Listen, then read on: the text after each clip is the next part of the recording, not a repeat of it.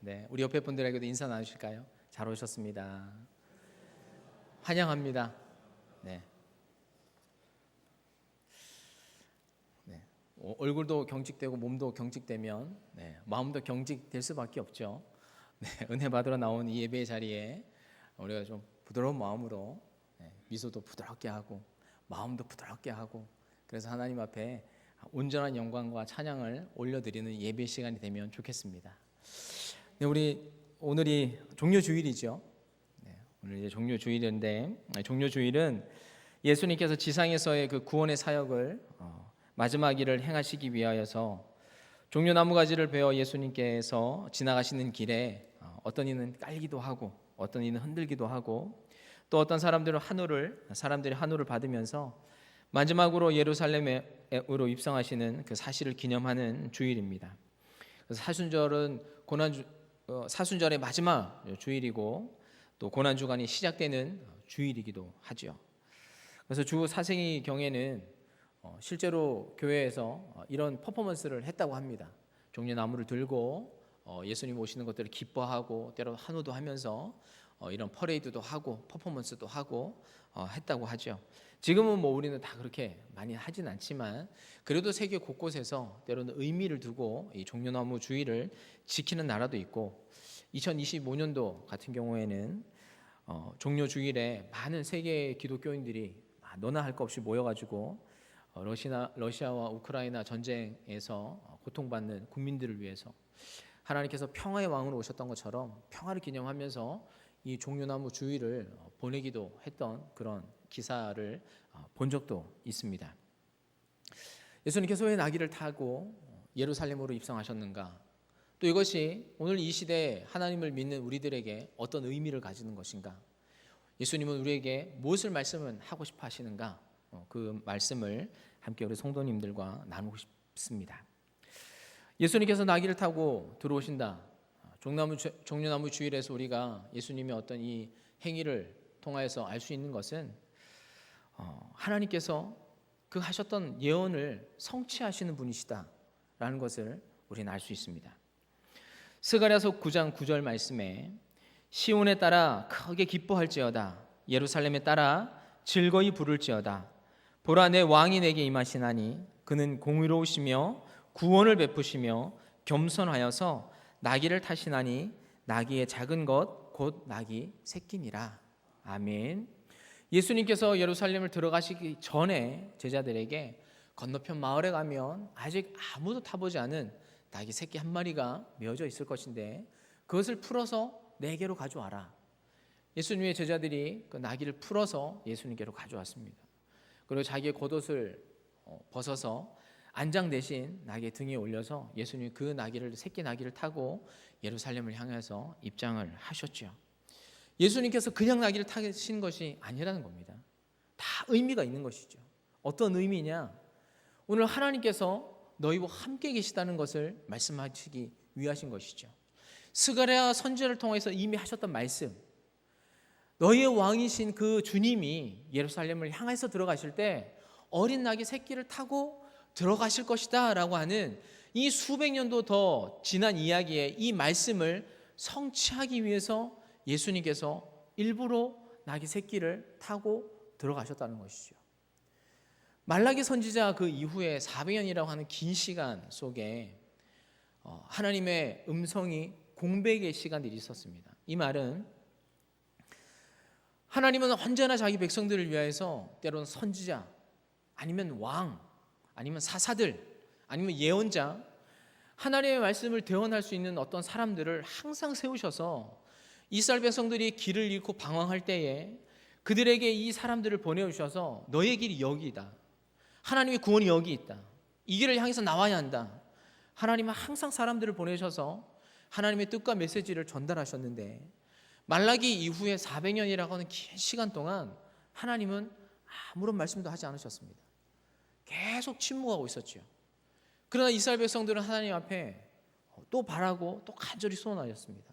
우리 조상들에게 하셨던 것처럼 우리들에게 예언자를 보내주시고 우리에게 구원할 수 있는 사람들을 보내주시고 이 고통 속에서 우리를 구원해 주십시오라고 하는 400년이라고 하는 긴 시간 동안 이스라엘 백성들은 하나님 앞에 또 기도하고 또 기도하고 또 기도하였던 것이죠.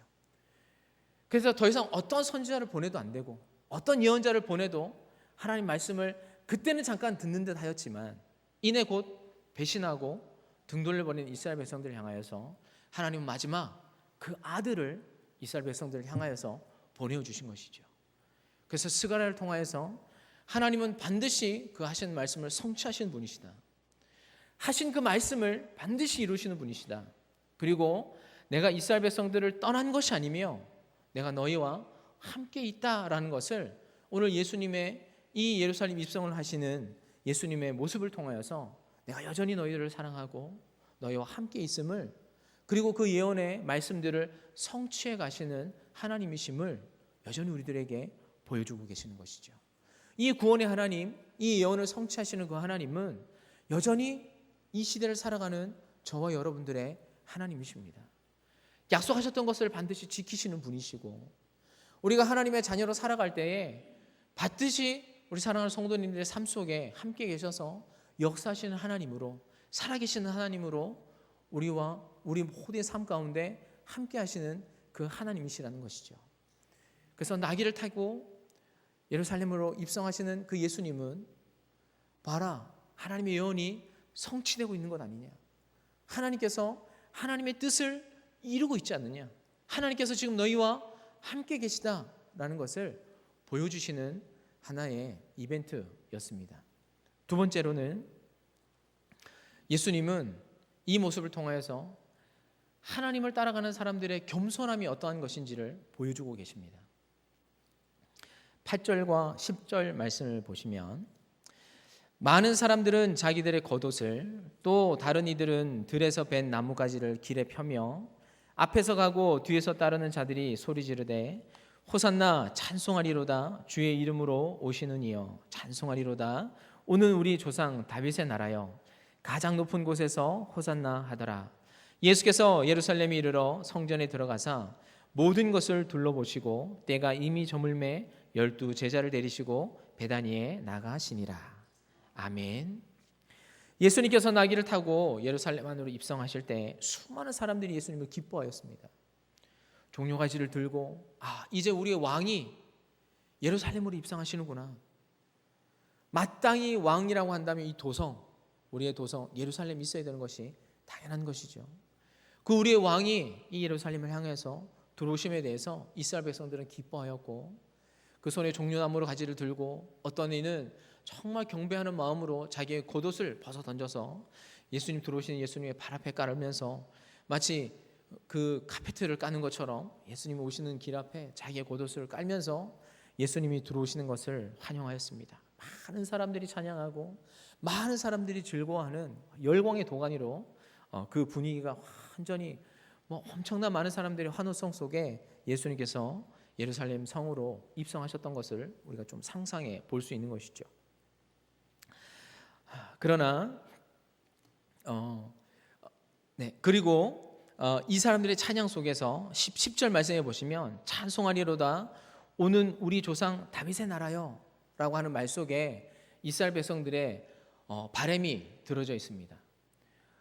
로마라고 하는 이 나라에 압제당하고 있는 우리, 로마라고 하는 나라에서 착취당하고 또 그 폭력 아래 놓여져 있는 우리, 이스라엘 백성들의 모든 역사 속에 가장 강력했던 그 시대가 다윗 왕이 다스렸을 때 그 시대였죠. 이제 예수님께서 오셔서 그 다윗의 나라가 이제 다시 우리나라 지금 여기에 임하겠구나.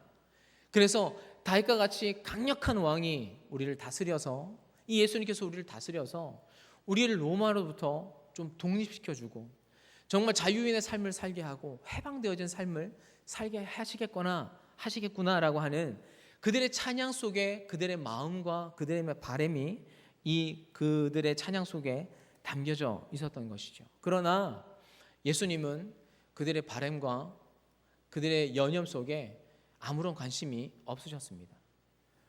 많은 사람들은 저 꼭대기, 우리나라가 앞으로 더 잘 될 것이라고 하는 그 나라의 어떤 강력한 힘과 그 강대한 나라를 이스라엘 백성들은 바라였지만, 하나님은, 예수님은 저 낮은데, 저 낮고 낮은데 하나님의 뜻이 계신데 하나님께서 이루고자 하는 그 뜻이 있는 곳에 주님의 시선과 주님의 마음이 거기에 멈춰 있었다고 하는 것이죠.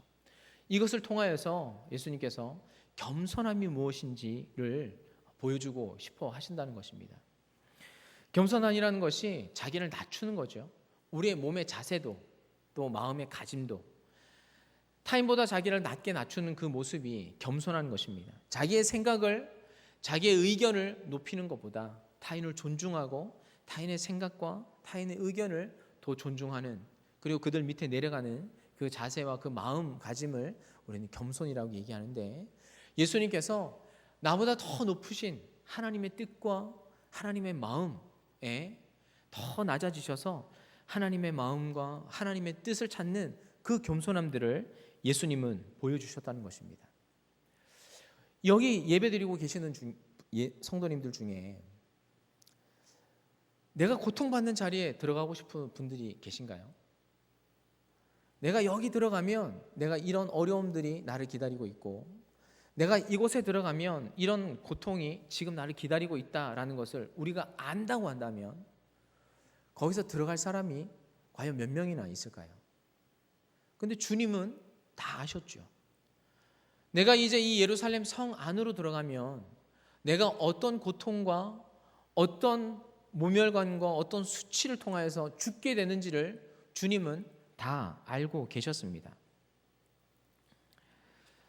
그리고 지금 이렇게 나를 환호하는 이 수많은 사람들, 이 군중들, 이 무리들, 그들이 어떻게 돌변하여서 나를 향해서 돌을 던지고 나를 십자가에 매달 것인지도 주님은 다 알고 계셨죠. 여러분 11절 말씀에 보시면 예수님께서 예루살렘 안으로 입성하신 후에 성전에 가장 먼저 찾아가셨습니다. 그리고 성전 안에 모든 것을 다 둘러보시고 이제 이미 날이 저물었고 다 문도 닫았기에 주님께서 그 상황을 한번 다 살펴보신 후에 자기의 초소인 베다니로 하는 곳에 돌아가셨습니다. 주님의 마음 속에, 주님의 시선 속에 그들의 모든 이스라엘 백성들의 모습과 행태들을 주님 눈으로 다 담고 계셨죠. 그리고 그 다음 날 예수님은 전사로 돌변을 하셨습니다.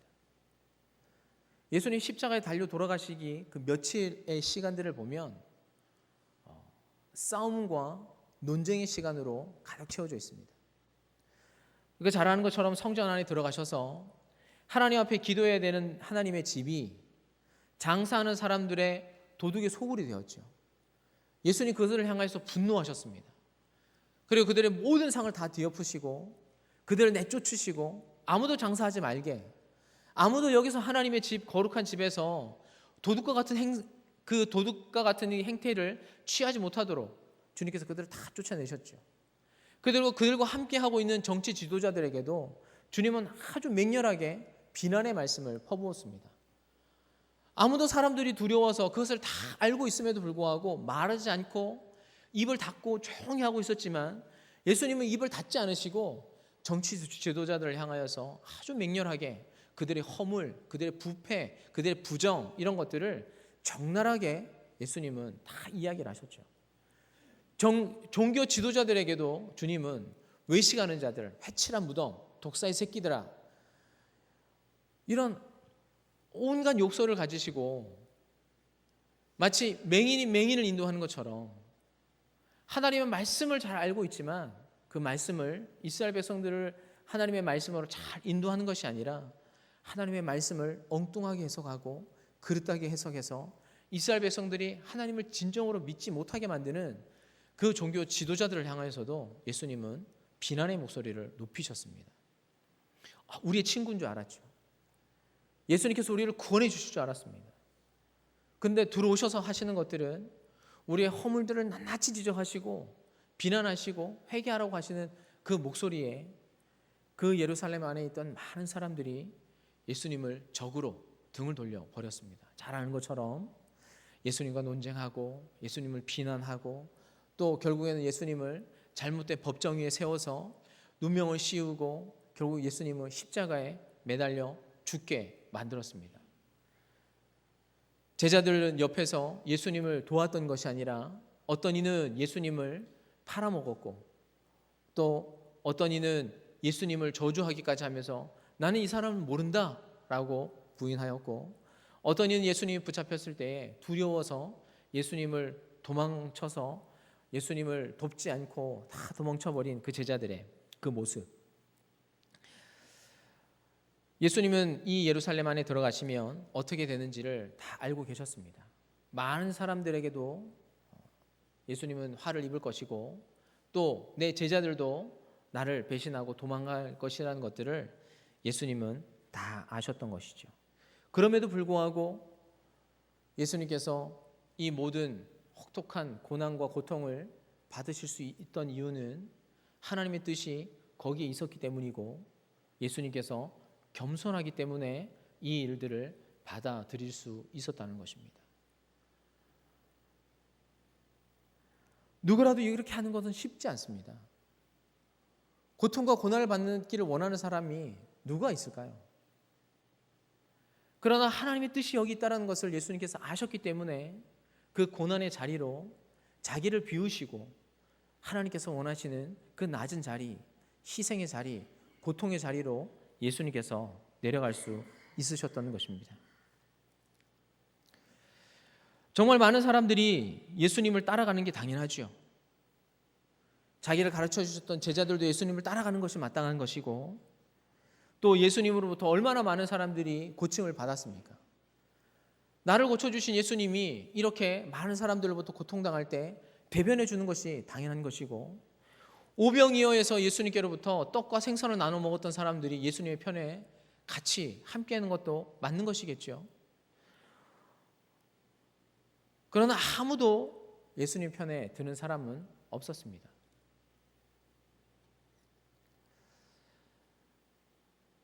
오늘 예수님의 겸손함이 오늘 하나님의 뜻을 따라갈 수 있게 하는 것이죠. 사랑하는 성도님들, 누가 하나님을 따라갈 수 있을까요? 누가 이 고난당하는 자리에 하나님의 뜻이 거기 계시다고 한다면 누가 그 자리에 함께 내려갈 수 있을까요? 겸손한 사람이 내려갈 수 있는 것입니다. 나를 낮추고 하나님의 뜻을 받아들일 수 있는 그 겸손한, 그 마음의 겸손함이 있는 사람이 하나님을 따라갈 수 있는 것이죠. 겸손한 사람이 하나님 옆에 머물 수 있는 것입니다. 겸손한 사람이 하나님의 뜻을 끝까지 따라갈 수 있습니다. 여러분, 겸손한 사람이 마음이 부드러운 사람입니다. 이 중에 다 차량을 운전하실 수 있는 분들이 많이 계실 줄 믿습니다. 차를 운전할 때 가장 부드럽고 가장 유연해야 되는 곳이 어딘가요? 눈에 보이는 곳에서 핸들이죠. 핸들이 부드러워야 되죠. 길이 때로는 좌회전 해야 될 때도 있고 우회전 해야 될 때도 있고 때로는 그냥 직선을 따라서 계속 걸어갈 때도 있으니까. 그런데 만약에 핸들이 빳빳해가지고 좌로도 우로도 치우치지 않는다, 좌로도 꺾이지 않고 우로도 꺾이지 않으면 어떻게 될까요? 그냥 앞만을 향해서 가다가 계속 앞에 있는 차량들이나 아니면 사람들이나 아니면 낭떠러지면 그 길을 향해서 그냥 내려가는 것이죠. 마음이 겸손하다는 것은 마음이 부드럽다는 것입니다. 때로는 하나님께서 우리를 푸른 풀밭으로 인도할 때도 있습니다. 때로는 하나님께서 우리를 사망의 음침한 골짜기로 우리를 인도하실 때도 있죠. 그런 겸손하다는 사람은 하나님께서 우리를 이쪽으로 인도하시면 이쪽으로도 핸들을 틀 수 있는 사람이어야 하고, 저쪽으로 하나님께서 우리의 삶을 인도하시면 이쪽으로도 우리의 핸들을 틀어서 주님의 뜻을 따라갈 수도 있는 사람이어야 합니다. 이스라엘 백성들을 향해서 하나님께서 특징적으로 하셨던 말씀이 뭐였냐면, 이스라엘 백성 너희는 목이 뻣뻣한 백성들이다. 이 말뜻은 너희가 하나님을 안 믿는다는 것이 아닙니다. 너희가 고집이 세다는 것이에요. 하나님께서 이렇게 하라고 하는데 목이 뻣뻣해가지고 이렇게 가라고 하는데 이렇게 가지도 못하고, 저렇게 가라고 하는데 저렇게 가지도 못하는 이스라엘 백성들을 향해서 하나님께서 너희는 목이 뻣뻣한 백성이다, 목이 곧은 백성이다. 그러니 하나님께서 아무리 많은 사람들을 보내셔서 하나님의 뜻을 말씀해 주신다고 하셔도 이스라엘 백성들은 그 하나님의 뜻을 결국에는 받아들이지 못하고 하나님의 저주와 심판만 받은 것이죠. 오늘 예수님께서 겸손함이 무엇인지 보여주셨습니다. 낮아지심이 무엇인지를 우리들에게 보여주셨죠. 여러분, 이 겸손함을 통하여서 예수님께서 그 예루살렘 안에 들어가서 수많은 고통을 당한 이후에 하나님께서 예수님을 가장 높은 곳에 하나님 보좌 우편에 예수님을 앉히셨죠.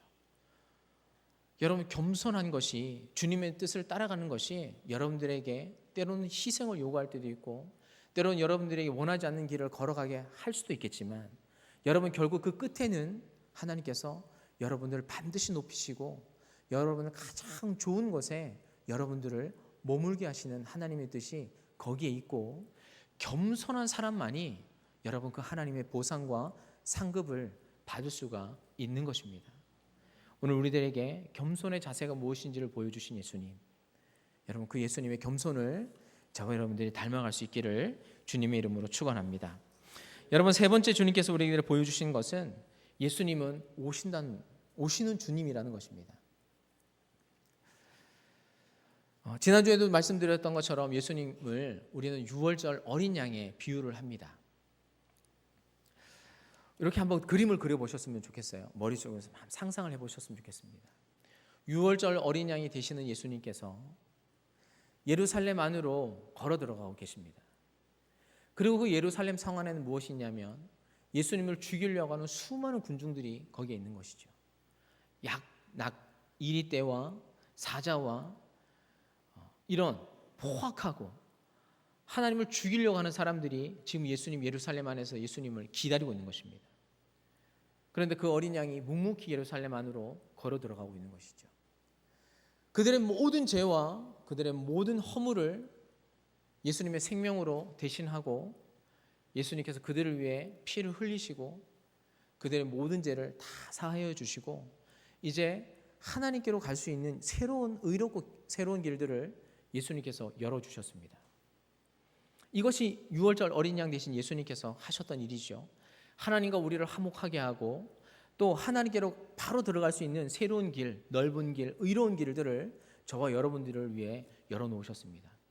여러분, 그 이후에 잘 아는 것처럼 이제 주님께서 어떤 새로운 제사법이 아니라 성령을 우리에게 보내주셔서 성령을 통하여서 우리가 하나님을 직접적으로 알 수 있도록 해주셨던, 성령을 통해서 하나님을 알 수 있는 길들을 우리들에게 열어주셨던 것이죠. 그래서 주님은 이제 성령을 통하여서 우리들에게 오시는 분이십니다. 예수님은 와라 이렇게 하시는 분이 아니라 오시는 분이십니다. 우리에게 찾아오시는 분이시죠. 그래서 요한계시록 3장 20절 말씀해 보시면 빌라델비아 교회를 향하여서 이렇게 얘기를 하십니다.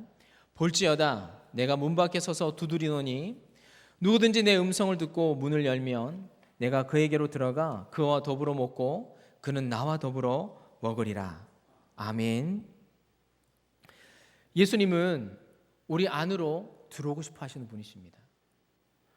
여러분, 2000년에 있었던 이 예루살렘 성을 향해서 입성하셨던 그 예수님이 그냥 문자적으로만 이 성경 안에만 기록되어져 있는 분이라고 한다면 우리의 신앙과 우리의 믿음이 아무런 의미가 없죠. 예수님 우리에 상관이 없는 분이십니다.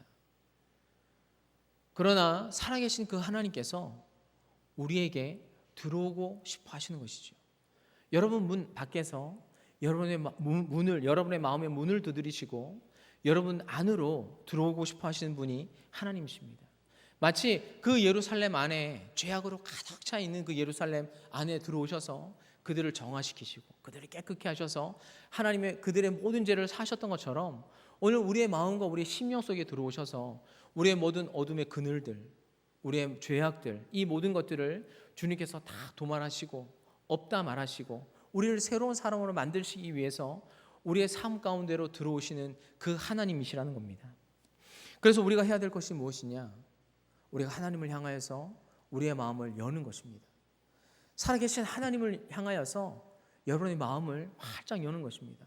주님 오셔서 지금 우리의 심령이 깊은 곳에 오셔서 우리의 마음을 다스려 주시고 내 안에 있는 이 어둠을 다 내어 쫓아 주시고 내 마음속에 있는 이 무거운 짐들을 다 주님께서 가져가 주셔서 우리의 마음을 정말 하나님의 진리의 빛으로 또 하나님의 성령의 능력으로 우리를 새롭게 해달라고 하나님께 우리의 마음을 여는 것이죠. 하나님께서 지금 우리의 마음에 오시는 것은 우리들에게 짐을 지어주시기 위해서 오시는 것이 아니라는 것입니다. 우리의 허물을 하나님께서 들춰내셔서 내가 죄 있다고 말씀하시고 우리를 지적하시고 우리의 허물을 막 지적하시면서 우리를 뭐라고 하시려고 하시는 것이 아니라 우리를 심판하고 우리의 죄책감을 하나 더 얹으시려고 오시는 분이 아니시라 우리의 마음의 짐을 다 덜어내시고 우리의 마음을 가볍게 하고 우리의 모든 세상의 짐들과 아픔과 고통을 대신 지시기 위해서 오늘 주님은 우리 가운데 오시고 싶어 하신다는 것입니다. 사랑하는 성도님들, 오늘 그 하나님을 향하여서 여러분의 마음을 활짝 여셨으면 좋겠습니다. 하나님, 내 삶의 주인이 되어 주십시오. 하나님, 내 마음의 주인이 되어 주십시오. 내가 지금 내 마음속에 품고 있는 이 수많은 죄악들, 악함들, 삶을 살아가는 무거운 짐들 하나님 주님께서 대신 져 주시고 하나님 하늘의 평강과 하늘의 위로와 하늘의 희망으로 내 마음속에 가득 채워달라고 오늘 하나님을 향하여서 우리의 마음을 활짝 여실 수 있는 우리 성도님 되시기를 주님의 이름으로 축원합니다. 사람들은 보이는 것에 현혹되어집니다. 우리는 사람의 마음의 깊은 것을 다 알 수 없으니까요. 사람은 때로는 그래서 보이는 것에 현혹되어지고 또 유혹도 받습니다. 그러나 성경께서 말씀하시는 것은 하나님은 우리의 마음의 깊은 것, 우리의 폐부와 우리의 심장, 그 마음의 깊은 것을 들여다보시는 하나님이시다라고 그렇게 말씀을 하고 계십니다. 여러분들이 이 종료주의를 맞아서 우리에게 찾아오시는 하나님을 향하여서 우리가 어떤 퍼포먼스, 종려나무를 들고 흔들고 주님을 환영합니다, 입술의 고백이나 이런 화려한 어떤 미사 요구가 없지만 오늘 우리의 마음을 깊이 들여다보시는 그 하나님 앞에 우리의 온 마음과 힘과 뜻과 정성을 다하여서 오늘 우리에게 오시는 우리의 모든 짐들을 덜어내어 주시고 우리와 함께 하시길 원하시는 그 하나님 앞에 온 마음을 다하여서 오늘 경배와 찬양의 그 마음을 하나님께 올려드리고 하나님 감사합니다, 하나님 사랑합니다, 주님이 나의 하나님이시고 주님이 나의 왕이시고 주님이 나를 다스리시는 분이십니다 라고 하는 이 온전한 감사의 고백을 우리 모두 다 마음으로 올려드릴 수 있기를 주님의 이름으로 축원합니다. 함께 기도하겠습니다. 살아계신 아버지 하나님, 지금 이 시간 가운데 우리에게 오시옵소서.